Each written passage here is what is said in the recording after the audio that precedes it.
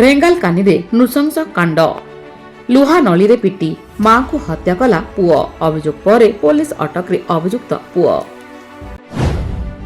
Burla police ଦ୍ୱାରା ବଡ଼ ଧରଣର ସାଇବର ଠକେଇ ପର୍ଦ୍ଦାଫାଶ। 10 ଲକ୍ଷରୁ ଉର୍ଦ୍ଧ୍ୱ ଟଙ୍କା ହଡପ ମାମଲାରେ ଯୁବକ ଗିରଫ। ଏପ୍ରିଲ 4ରୁ 26 ଯାଏଁ ଗଡ଼ିବନି କୁର୍ଲା ଏକ୍ସପ୍ରେସ। ନାଗପୁର ରେଳମଣ୍ଡଳରେ କାର୍ଯ୍ୟ ଯୋଗୁଁ ଚଳାଚଳ ବାତିଲ।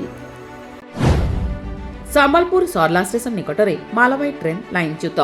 ଟ୍ରାକ୍ରୁ ଖସିଲା 3ଟି ବଗି, ମାତ୍ର ଯାତାୟାତରେ କୌଣସି ବାଧା ନାହିଁ। ବାମ୍ରା ଏନ୍ଏସିର ସଂଶୋଧିତ ୱାର୍ଡ ସଂରକ୍ଷଣ ତାଲିକା ପ୍ରକାଶ ହୋଇଛି। ଏହାକୁ ନେଇ ଆପତ୍ତି ଅଭିଯୋଗ ପରେ 4ଟି ପଦବୀରେ ହେଲା ଅଦଳ ବଦଳ।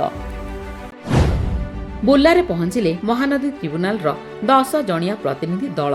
ହୀରାକୁଦ ଜଳଭଣ୍ଡାରର ପ୍ରତ୍ୟକ୍ଷ ସ୍ଥିତି ଅନୁଧ୍ୟାନ କରିବ ଏହି ଟିମ୍।